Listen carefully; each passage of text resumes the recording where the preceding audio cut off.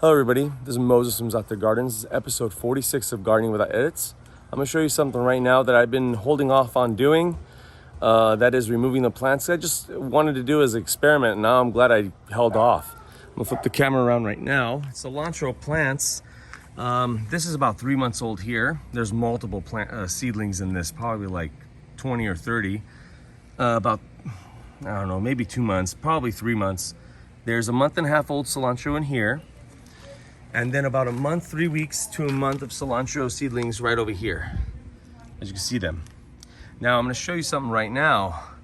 Last year, cilantro in the summer didn't go to seed for some reason, and finally went to seed, I would say 3 months ago. This whole plant, I'm going to walk around in a minute.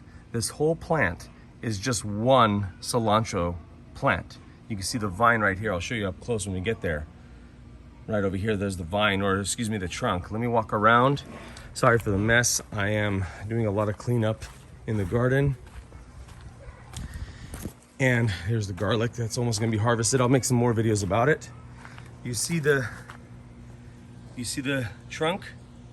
That is one cilantro plant.